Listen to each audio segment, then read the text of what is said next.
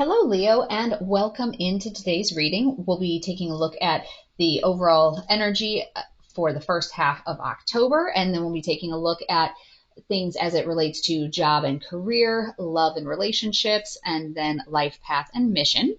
So before we get started on that, we're going to pull a crystal card to see what crystal the divine is encouraging you to work with in the first half of the month. Oop, got some jumpers there. Okay. All right. And let's see which one is coming out for you. Oh, and this one, so this is crystals, but it also has a few other things in there, is healing generational patterns. So it could be and this says leadership, action, and stamina.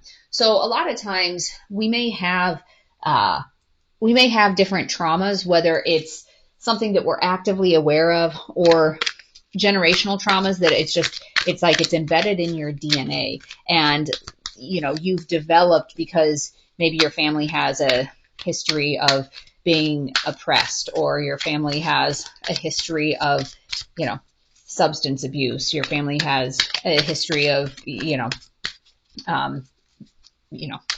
emotionally unavailable, whatever the case may be. So this is really pushing you this month, Leo, to take a look at what are those generational patterns and how can you heal them. So healing it for your own benefit, but also for the future generations. So that's going to be kind of what you're being called to do, and in your meditations with whatever crystals or whatever, maybe you just like to go for walks in the park, really giving some more thought to that. So we're going to pull some cards looking at the overall energy for you for the first half of the month. And let's take a look at what's coming up. We have Judgment in reverse. We have Two of Pentacles. And we have the Emperor in reverse. So, and this is kind of a newer deck, so I'll hold these up. So here we have Cerberus. So Judgment in reverse.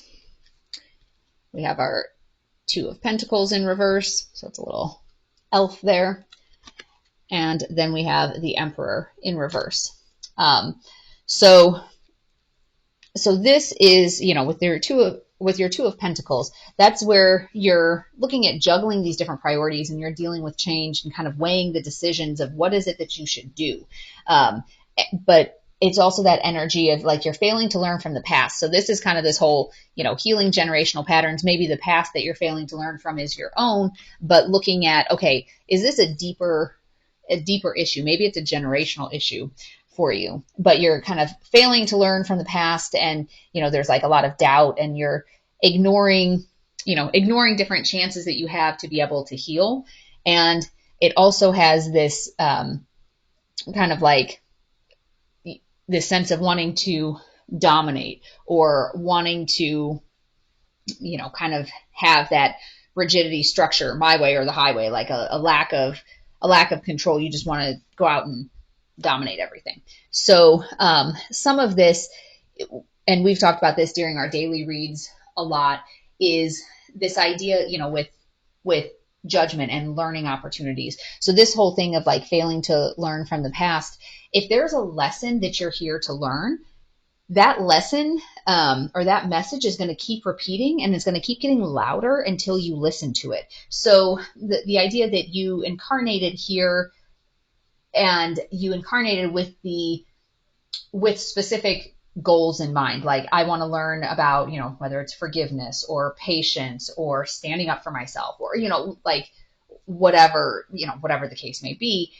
If there's opportunities for you to learn that lesson and you keep ignoring it, like you keep kicking the can down the road, you're burying your head in the sand, whatever expression you want to use, it's not like the universe just says, oh, okay, well, never mind then. I guess they don't want to learn that lesson. We're going to walk away.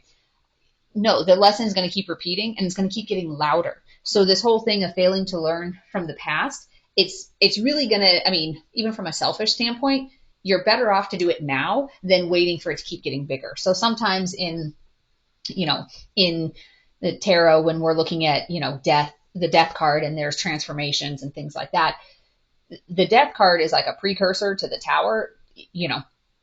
you can avoid having it be a major, massive tower if you're actually paying attention and you're doing some of this work. Sometimes the universe steps in and has massive tower moments because you're just simply not doing, you're not doing it. It's like you want to learn the lesson the hard way. So that's kind of the energy that you're in right now. So be mindful of that energy is kind of sitting out there for you, Leo. There's a few things that are happening.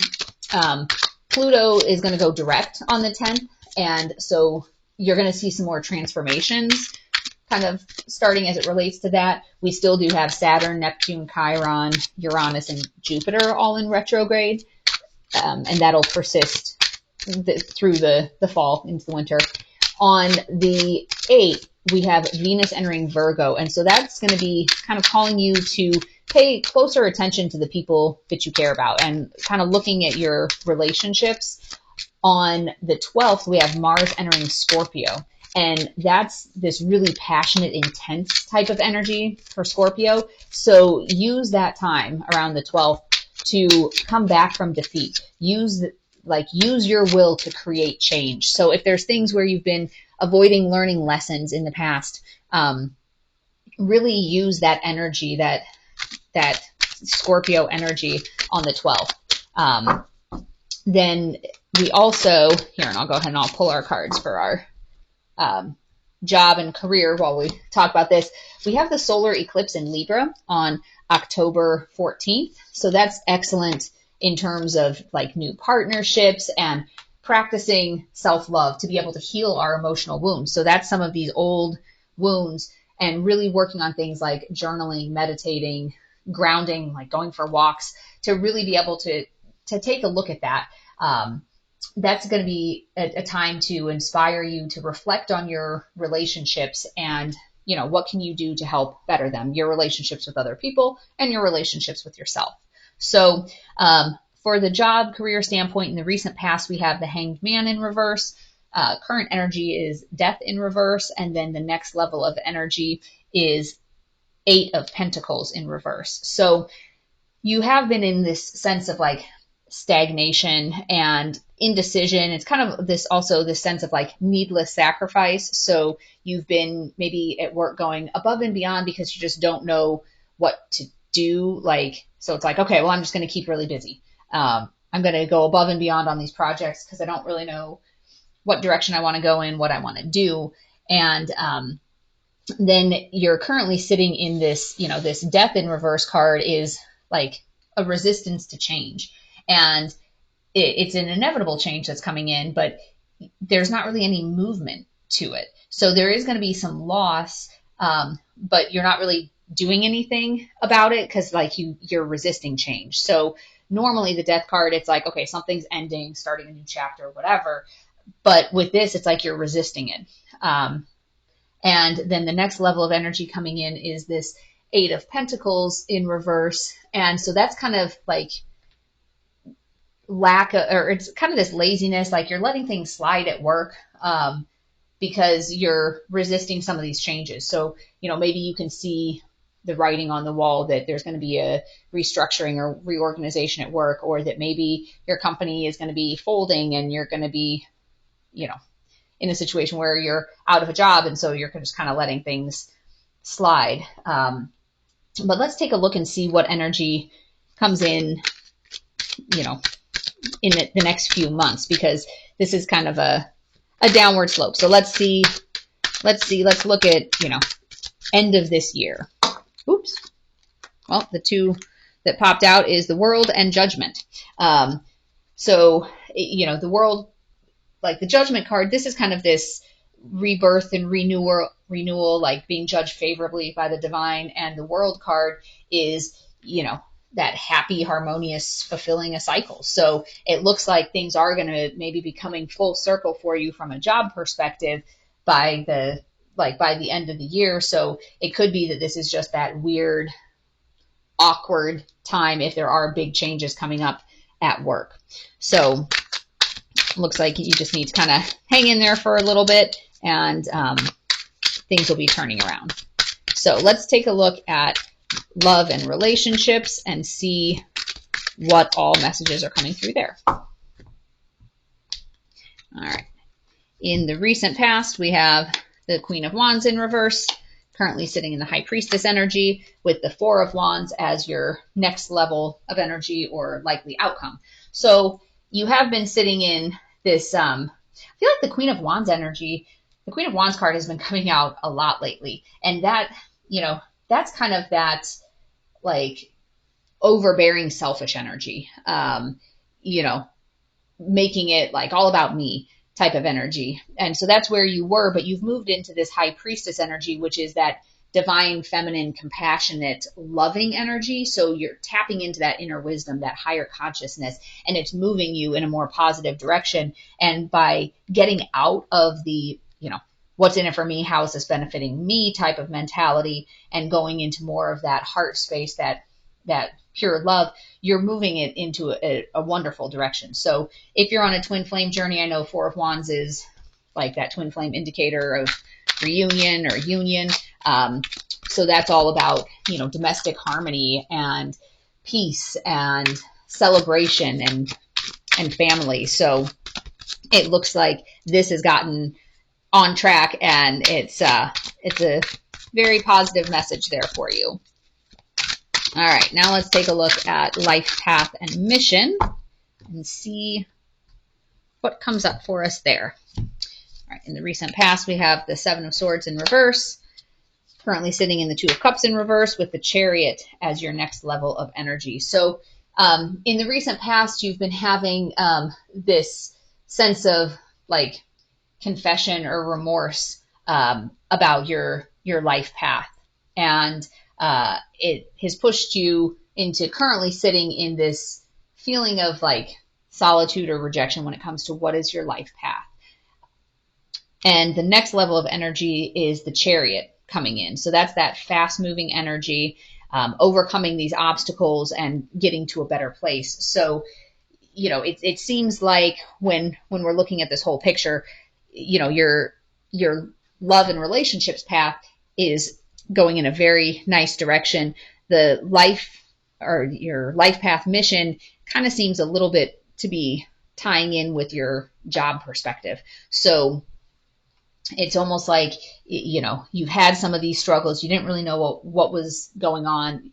And a lot of times your life path and mission can be tied into your job. And not for everybody. Some people use their job as, I'm doing this to make money so that I can use those resources to fuel my life path. But in this situation, it could be that the two of them are more closely tied for you. So with this sense of, confession, maybe it's you have a sense of realizing like, hey, I need to do something different with my job to get things on track to where I feel like I'm making a difference every day.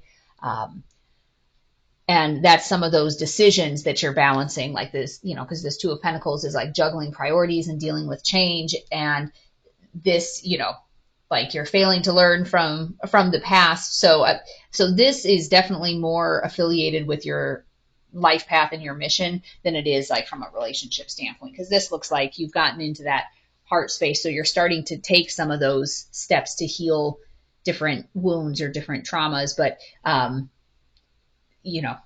there may also, for some of you, be issues of you feel like you have this calling, but you've kind of turned your back on it for one reason or another. Maybe it was frowned upon by past generations. If you are feeling drawn to a certain thing and that just wasn't considered acceptable. And then, it made you feel like you were rejected because of the fact that whatever it is, maybe you come from a long line of doctors or lawyers and you want to be an artist, and you're feeling like it's all that pressure of the generational patterns of you do this because it makes money. Like, this is why you do it. We have to make this money so we can be a more prestigious family in the community. And you're being called to kind of look at that and say, but is that really what I want? Is that what lights up my soul?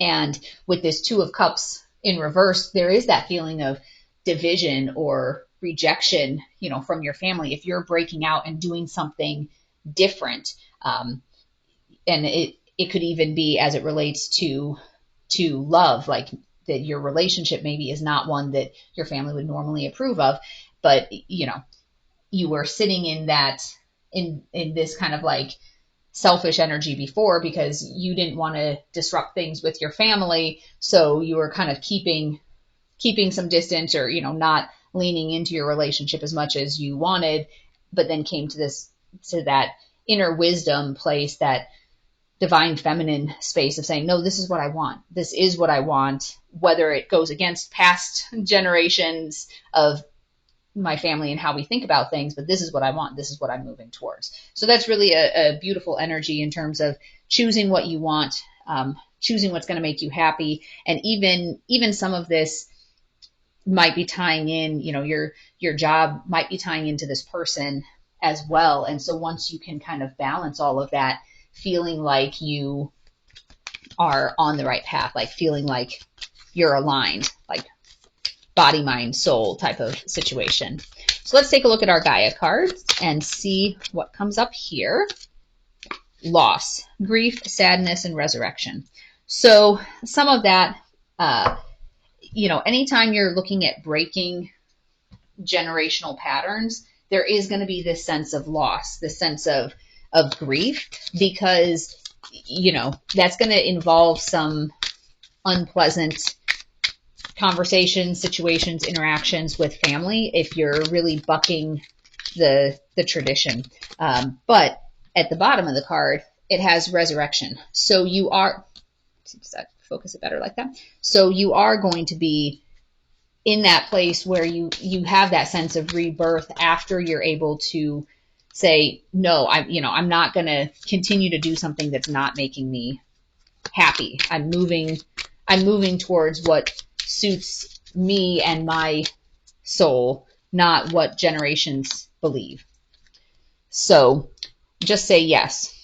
And I flipped it and was starting to put it down before I even saw what it said. So on this line, just say yes. So this relationship here, as it's developing, the message is coming out that that's the right place for you, that's the right situation, that you have that positivity, that abundance coming in. All right, and let's take a look for our Leos. What is our Sacred Creator card? And in my mind, it just popped in the Strength card.